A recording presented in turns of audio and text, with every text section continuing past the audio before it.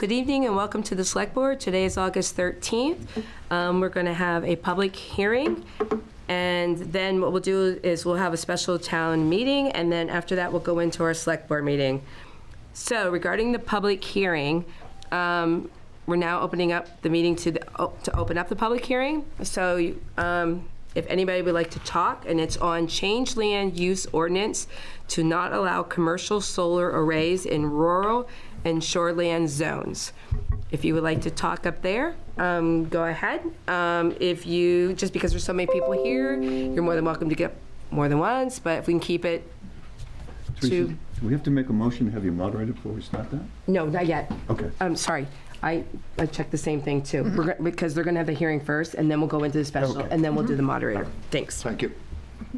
I checked the same thing, Dennis, yeah. There's a lot going on. Hi, go ahead. Tell me when you're ready. Go ahead, we're ready.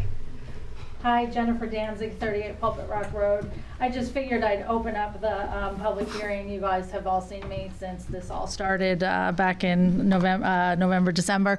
But just wanted to give a little bit of a history if people are wondering why it's written the way it's written. What had happened was that there was a commercial solar farm proposed in a shoreland zone next to Pulpit Rock Road between 302 and Thomas Pond. It was very close to the lake. We were concerned about the runoff. We were concerned about the health of the lake. So we started trying to do a moratorium to give the town the opportunity to revisit the ordinance, because our solar ordinance was pretty liberal in terms of allowing where these commercial solar farms went, 4,000 to 6,000 panels on up to 10 acres where they're clear cutting forests in our neighborhoods and next to our lakes. So we sort of went back and forth through the process. We really respected the political process. We went to the planning board, we went to the select board, back to the planning board, ping-ponged back and forth here and there, trying to make a difference to see how we could protect this beautiful natural resource in Rame. So if you see that the reason that finally we went to the citizens petition to change the law and to make it retroactive, it was because we were trying to prevent a project that would have hurt Thomas Pond, which flows into Dingley Brook, which flows into Sebago Lake, et cetera, et cetera. So that's the reason for the retroactivity, because I know there was a question about that last time. So we really tried to work, again, with the planning board to change laws and to do things, et cetera, and timing-wise, et cetera, it didn't work out. So we went with the citizens petition. A lot of you have supported us in that. Thank you so much. In changing the law tonight, if it goes through, we would be protecting all of the residential, rural residential zones, as well as all of the shoreland zones, so that commercial solar could not go in there. I want to be specific that it does not impact an individual homeowner's rights to put solar on their house for personal use. This is strictly commercial solar. The last thing I'll say about it is there was an article in, of course now I can't see it because it's too small, the Maine Monitor, community solar is booming in Maine, but who owns the projects? And you'd be interested to know that the gentleman who was proposing the solar farm on Thomas Pond has sold his 2 other projects to an investment company called BlackRock that has 78 offices in 38 countries. And that's what we're seeing here in Maine, that these community solar 1 megawatt projects are not benefiting the citizens of Maine. The tax credits are not staying here in Maine, and the profits are going to these big investment firms that are outside of our state, and our electric bill is being raised as a result to give them those tax impacts.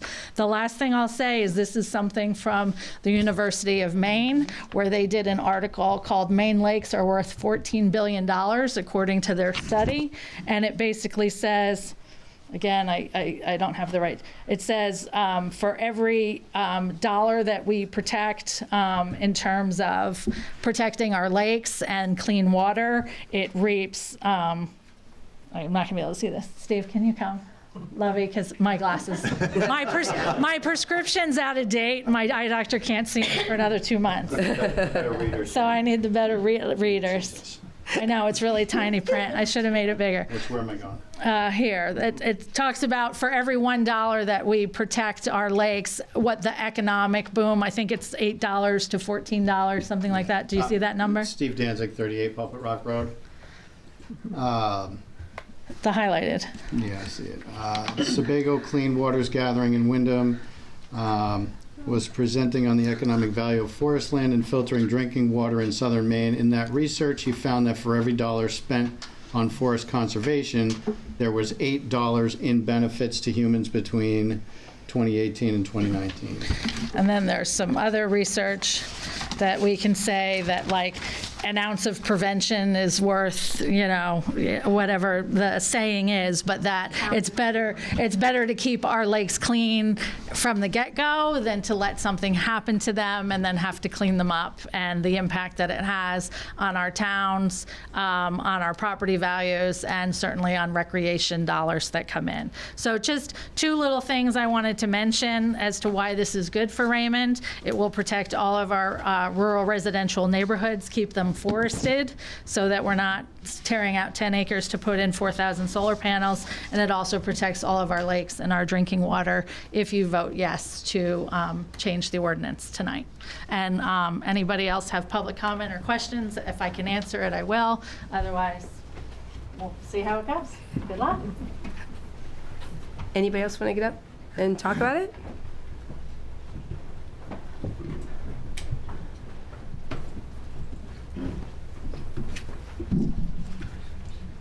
Grace Levitt, 2 Levitt Road. I'm really hesitant to get up and say anything, so I want to make it perfectly clear that I fully support this and I will be voting yes. It does need to happen. I also want to make it really clear I really commend those folks that did all this work to get the petition and get this before us today to make the change. It really must have been a tremendous effort, and I really appreciate it. But I just have a little bit of I'm not sure if it's a question or just pointing something out.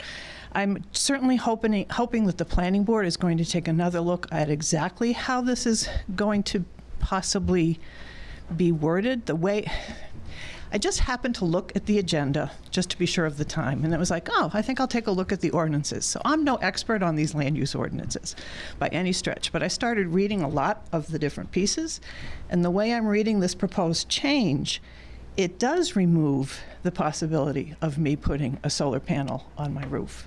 Because I know that's not the intent, I know that's not the title, and it's not the title of the hearing, and I'm voting for this, but it's removing that as a permitted use from those 2 zones. So I'm hoping that the planning board, if that is indeed what that looks like to others, that they're looking at this to be sure that that's worded a little more carefully. Can we? It doesn't say anything about commercial in those parts of the ordinances that I saw. Again, if I'm totally wrong on how I've read this, I'm no expert, I'd be thrilled. But if that is still something that is like something that needs to be addressed by the planning board soon, So I would just hope it would be. I know that it says commercial, right. commercial. Well, that's one of the things. Rolf could not be here this evening, and he apologized, but that's one of the things we had talked last night. He wants to take it to Bob O'Neill to make sure all the language is correct. It doesn't. I might be in the dark.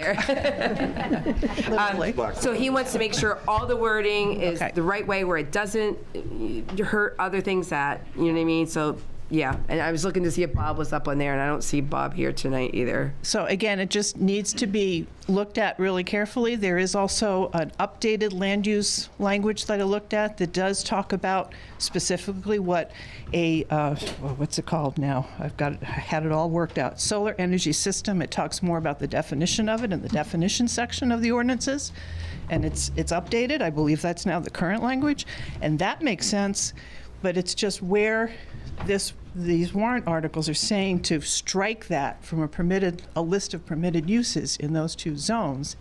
That's how it reads to me. Again, I'm voting for this. It needs to happen. It shouldn't have been, we don't want these solar farms in our, areas cutting down trees, et cetera. I totally understand that. I just want to be sure the clarity that I think is missing is addressed very soon going forward. And I see there are planning board members here, so hopefully that message is there. And you can see I'm a little nervous saying this. And please don't tar and feather me. It's fair to ask. It's fair to bring it up. It really is. But that is language one thing. matters. Rolf wants to make sure that language is. I appreciate that very much. So let's get this done. Thank you. Yep.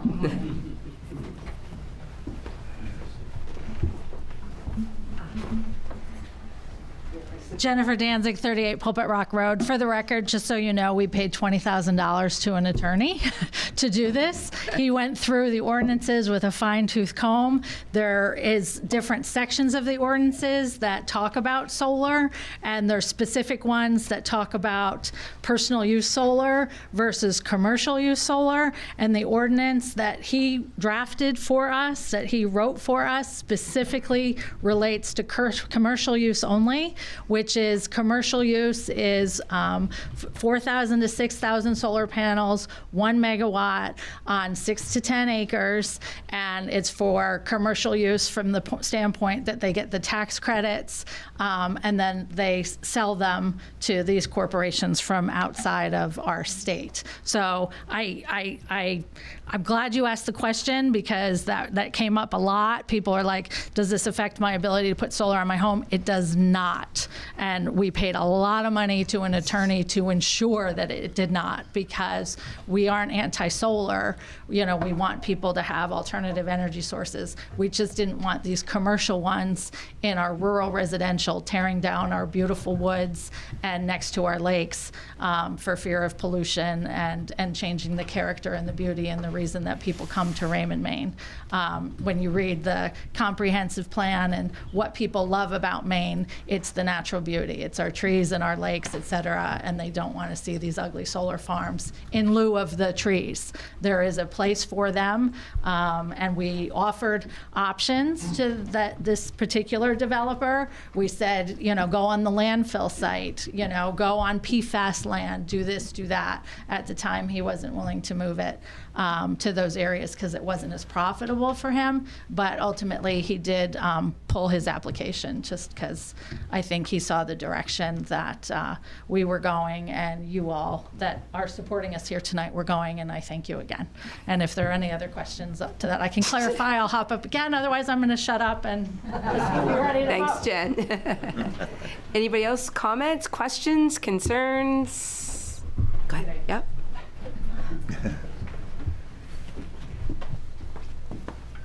Again, thank you. Thank you for Grace Levitt, 2 Levitt Road. Thank you again for clarifying that. I really just also wanted to bring it up to be sure it's clear on the record, Yep. the video, whatever, that people are understanding it doesn't have the impact that it looked like it has. So I'm sorry for what you've all gone through for that and the cost it's all been as well. So I appreciate that. Thank you. Thanks. Thank you. Greg.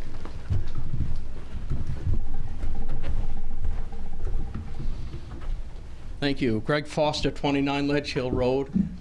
My concern about this is it's a retroactive bill, which I believe is ex post facto, and I believe it's unconstitutional. I'd like someone to explain why maybe you don't think it's unconstitutional. I can't explain that. She's the one that paid $20,000 on that one, so. Yeah. It'd be no different than if I said, let's create an ordinance that would require sprinkler systems in all houses built after 1990, and then force everybody to put a sprinkler system in their house, even though it's already built.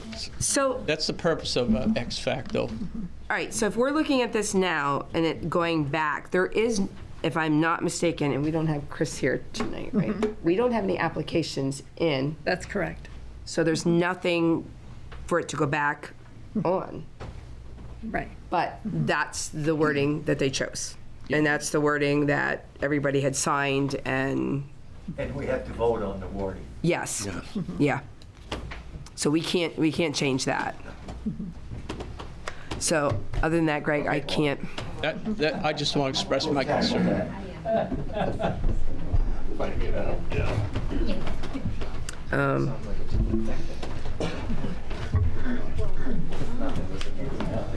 Bob Wallace, 36 Pulpit Rock Road. Just to answer that question, the reason it was retroactive was at the time in front of the planning board, there was an application for a solar farm between 302 and Thomas Pond Terrace. We went back to make sure there was nothing else that was going to harm. It doesn't harm the one that's up in the road there. And again, that's why it was retroactive, and that's the way it was written. And if you actually look at the paper that's here, the ordinance, we've changed 2 lines.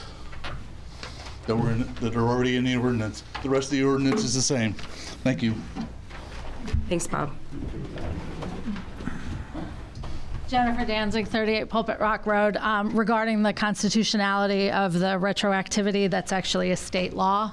I didn't bring that paperwork with me. If you knew me, you'd know I have a banker's box since this started of all of the research that we've done since September of October, but that is a state law that allows for a retroactive. In this instance, I guess I would sort of calm anyone's nerves in terms of the retroactive language. Again, at the time it was written, there was a project that we were trying to protect Thomas Pond from. That project has since been withdrawn. So even if you vote yes to make this retroactive, it harms no one. It harms no businesses. There are no current applications in there. So it is constitutional under state law. We got confirmation of that. I wish I had it with me to tell you what the law is, the actual number, but it is there. If anybody wants to follow up with me, feel free to email me and I'll tell you what that law is. But voting yes tonight doesn't harm anybody or impact anybody.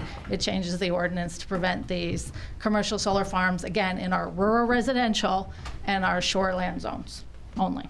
Commercial. Thank you. Thanks, Jen. Anybody else? Oh, Kyle, sorry. You can go after him. Thanks. Peter Levitt, 2 Levitt Road. Just, I guess, a question, if anybody in the room or the select board can just update me, because it is kind of germane. What is the status of the project that's down the road? The one approved solar farm that we have? Can anybody tell me what the status of that is? You know. I don't have, no. I didn't know there was one approved, so. Does the planning board know at all where they're at on that one? I don't. Are you don't know? They just got an extension on it. The permit, you mean the coal property? Correct. Yes. They just got an extension? They got an extension from the planning board Okay. this spring. So I guess my only question would be this one. There has to be a sunset on that, right?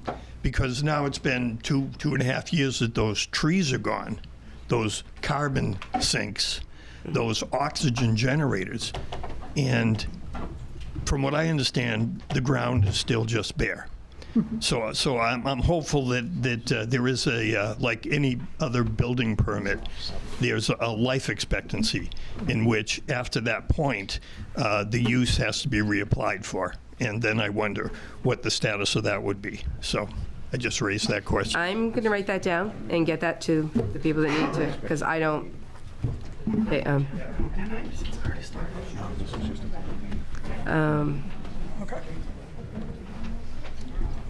Sue can have one, but it's before one. Sue can. hi, Kyle. Hey, how are you? Kyle Bancroft, 244 Meadow Road. Just a quick question in regards to the bill. I can understand the conservation and wanting to keep this out of a shoreline zoning. How did it go from more or less protecting the watershed and the shoreline zoning being kicked back to rural residential? If you look at that zoning map, there's still a lot of big parcels in the RR zone that might benefit if owners wanted to go with a solar project. I'm just wondering how we got from protecting a watershed and then shoreline zoning back to a better half of the town when you talk about rural residential zoning. I'm going to have to throw that one back to Jen and Bob Wallace, only because it's not even really a selectman Sure. issue type thing. It's planning board and your planning board. I keep looking. Jennifer Danzig, 38 Pulpit Rock Road. Again, the proposed solar farm that was going to impact Thomas Pond, it was part of it was shoreland zone and part of it was rural residential. So it was 10 acres. And it was 10 acres of hilly, mountainous, rocky, with uphill, with two ways that it flowed down into Thomas Pond and Dingley Brook. And so in order to protect Thomas Pond, we did the rural residential because that encompassed part of the acreage that was proposed for this solar farm. But similarly, when we started talking to people, because we started out trying to save Thomas Pond, and then it became educating people and getting them involved in the citizens petition, and people who lived on other lakes said, well, we don't want 10 acres of our trees torn down in our neighborhood to put up a solar farm. We bought in Raymond, we wanted to be in a neighborhood because we value the trees. And so they said, you know, that they liked, so they maybe didn't live on a lake, but they lived in a rural residential and they didn't want 10 acres, you know, torn out. So again, it doesn't impact your ability to take out your trees on your land for your individual personal use solar. If you have a farm, if you have a home, if you have whatever, and you're putting in solar to benefit you and you alone, it's when you get into this commercial 4,000 to 6,000 where the tax credits are being sold to people, to investors out of state, that's the impact that we're saying we don't want those in our residential neighborhoods. And that sort of grew out of Saving Thomas Pond when we were getting support for our citizens petition, where people who didn't live on the lake are like, yeah, we don't want solar farms taking out 10 acres of our trees either. So that's how it sort of evolved. But by no means is that if we vote yes to change the law tonight, I'm not so naive as to think that the planning board isn't going to revisit this issue and we won't see this on a ballot in June when they start tinkering with it. This is, I would, and I expect you'll see a lot more of me when they start to do that. You know, this was for this project, and I think we made such a nuisance of it that he pulled his application and said, this isn't profitable for me anymore. I'm going to go somewhere else. I have all these other projects in these other towns. I'm going to pursue those instead. So yeah, it's just, again, protecting our neighborhoods and our shoreline zones, because there are mixed use right next to each other, you know, where the shoreland ends at 600 feet and then it's residential neighborhood. But those residential neighborhood trees, if they're flowing downhill, still impact the lake, even though technically they're not shoreland zone because they're outside the 600 feet, you know, 601 feet, right? So, thank you. I'll stay here. Thanks, Jen. Yeah. Thanks, Kyle. I think I would just ask to get a little bit more in-depth as this moves along. It seems like kind of a blanket approach to a problem that, you know, it's very valid. I can understand the watershed needing to be protected, but I do also understand that, you know, the DEP and the town have a lot of safeguards in place for projects. I was past contractor, I've been involved with contractors. So I think that maybe not looking at it as a blanket over a whole zone and looking at it more specifically, or maybe putting an ordinance in place that allows some further review might be a best option. To give you a prime example, I own 27 acres in the rural residential zone that runs up alongside other parcels that are wooded. I could easily take 10 acres of that and do a solar farm in the back that nobody would ever know was there. And if you look at the rural residential zoning, there's still a lot of big undeveloped parcels in there would allow this type of project to pretty much be unseen after the initial installation, and then, you know, taking the right away from those landowners to be able to sell and do what they please with their land. I think that we really need to preserve that as well. And I can understand if the neighbor doesn't want to lose 10 acres of trees, but at the same time, the landowner has the right to do some of these projects. So my only thing is, I think that you're on the right track here, but I think that blanket statement over the whole zone versus looking at things strictly shoreline zone, I think that should be passed almost immediately. But to go back in the rural residential so far, where half the town resides on that side of town, I think that we're taking a blanket approach, and we're taking the opportunity for landowners like myself and others that have large parcels and can put them out of sight and still, you know, be able to operate and make money. I think it should be considered as well. Thank you. Thanks, Kyle. Good. Or, yep, just a couple. Jennifer Danzig, 38 Pulpit Rock Road. Just to respond to that, the DEP, those of you who have been following this since the beginning, the DEP actually does not protect us. It is a rubber stamp. As long as the contractor checks this box, this box, this box, this box, they sort of stamp it. And we actually had to ask the DEP to come out to do a site visit so that they could see this was a very special parcel of land that was, again, uphill, mountainous, hilly, rocky, that had two 2 direct streams that flowed into Thomas Pond. I won't speak on behalf of one of my neighbors. She does an excellent job of speaking for herself if she chooses to get up, but her entire driveway was flooded out as a result of them clear cutting these trees, and the water was flowing into Dingley Brook, and she had been there for years, and that had never happened before this happened. So the DEP does not protect as much as you think it does. In terms of the blanket statement, we did that for simplicity's sake because we were doing a citizen's petition. So the first round of going to the planning board with our attorney suggesting changes to the ordinance was much more I would say conservative and much more specific, and probably had 10 or 15 points where, like, well, if you do this and you do this and you tweak this and you tweak that and you tweak, then it protects areas and allows for that rural residential. But when they didn't enact that and they chose to just say, well, we're going to move it from a 25-foot visual barrier to a 50-foot visual barrier. So now your neighbors, if you choose to do that, your neighbors are now seeing 4,000 solar panels instead of trees. When they opted not to go with that proposal, and again, I won't, there's politics and bureaucracy and timing and all that. But I will say we didn't start out with the citizens petition. We ended with that.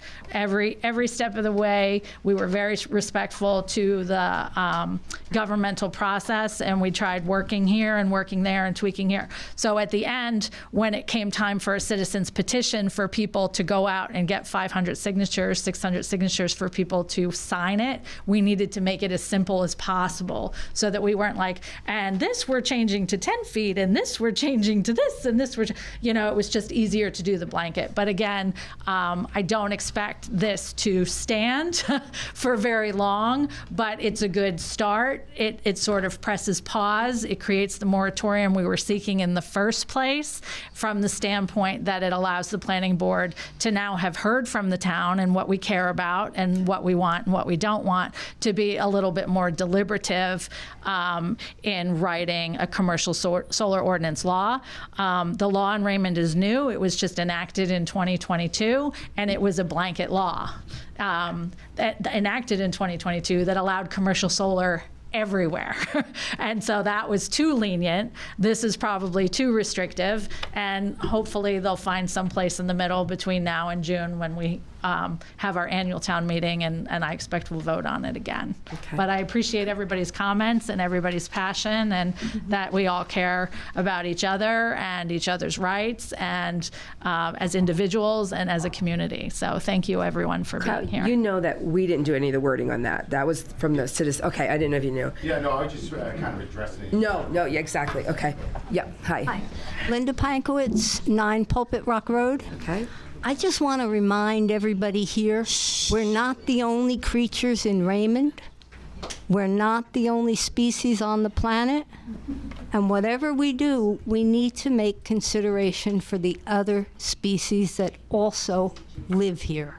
We've got deer, we've got raccoon, we've got beaver, we've got bees. We used to have bats. There's a few of them around still. When we're thinking about what I can do with my property, we got to think about what that idea of what you can do with your property is going to do to the other species that live here as well. That's all. That's all I want to say. We're not alone. Nope. Thank you. Pierre, go ahead.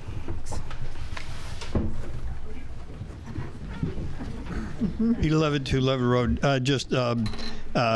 For everyone's information, the current comprehensive plan committee has under its policies recommendations, and that plan will be voted on next June. But what I'll tell you is that what it has is embedded in our policies is a recommendation that there be a site selection criteria built into the solar energy ordinance, thereby having a specific criteria. So if we're talking about such things as a site that's in rural residential and it's a landowner, there would be a specific set of criteria that would, I would assume, be developed by the planning board, that would be built into the ordinance, so that it won't be as restrictive as the blanket part of it goes. Okay, thanks, Peter. Anybody else want to get up and say anything? No? Going once? Twice? All right, closing the public hearing. Mel, you are up. Okay, we're going to move into the special town meeting, and Mel's going to come up and do that.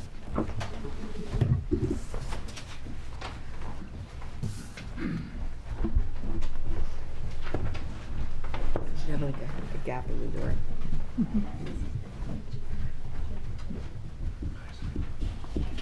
Good evening and welcome to the special town meeting for the town of Raymond. In the name of the state of Maine, I am hereby required to notify and warn the inhabitants of the town of Raymond, qualified by law to vote in town affairs, to meet at the broadcast studio at 423 Webbs Mills Road in said town on Tuesday, August 13th, 2024 at 6 p.m. Then and there to act on Articles 1 through 2 as set out below. Article 1, to elect a moderator to preside at said meeting. I will entertain nominations for moderator. Let me nominate select person Teresa I Sadak. thought you forgot my name. Second. I did not. No, I thought Who would so. ever forget his name? As moderator. Any further nominations? No. Motion to close nominations. Motion to close nominations. All in favor of closing nominations? Okay. You have ballots in front of you. If anyone else in the audience would like to vote, you can as well. Let me know. While you're voting, I want to just note for the record, for those of you who are watching on Zoom, that you can watch, but you cannot vote, speak, or otherwise participate in this portion of the meeting. It is only open to those people who are here in person, according to state law. So, all right.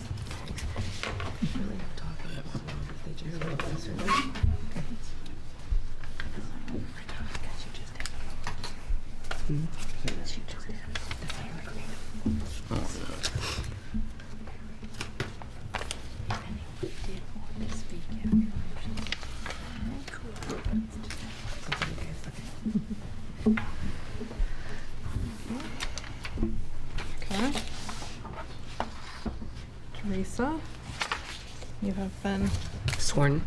nominated unanimously. All right. Stand. I, Teresa Sadak, do swear that I will support the Constitution of the United States and of this state so long as I shall continue a citizen thereof. I do swear that I will faithfully discharge, to the best of my abilities, the duties incumbent upon me as moderator for the town of Raymond for the August 13th, 2024 special town meeting according to the Constitution and laws of the state. So help me God. I do. Sign there.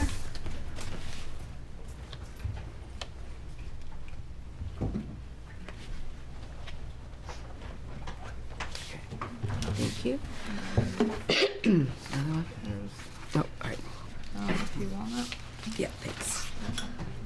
Okay, Article number 2.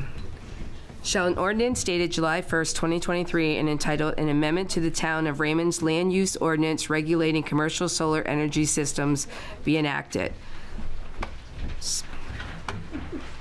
Do we recommend Article 2? Yes. Oh, Select Board recommends Article 2. Summary. This amendment with a retroactive date of July 1st, 2023 will prohibit the installation of commercial solar energy systems in the rural residential district and all of the shoreland districts.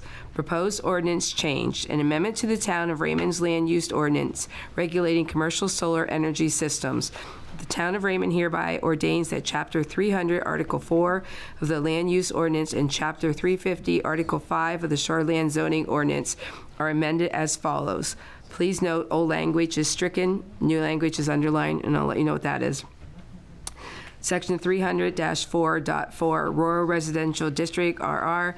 A, intent, the Town of Raymond recognizes that certain areas of town will experience residential growth due to rapid population growth in the region.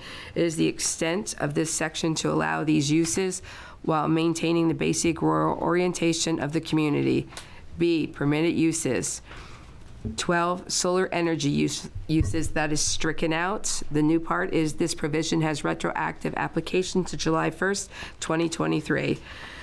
Section 350-5.4, Table of Land Uses, and it has land uses 35, solar energy systems, RP no, SP no, LRR 1, LRR 2, crossed out is PB with an asterisk, no. This provision, this is the new part, has retroactive application to July 1st, 2023, given unto our hands this 9th day of July, 2024, and it has our signatures on that. So, all in favor? Oh, thanks, I'm new at this, I'm so new at this, sorry. Okay, so can I have a motion? I make a motion to accept that ordinance change as written. Great. Can I get a second? Second. Same seconds? Any discussion? Nope. All in favor? Any opposed? Hi, Greg. All right, motion passes. Great. Okay, can I get a motion to close the special town meeting? You need to adjourn the special. Oh, we're adjourning the special town meeting.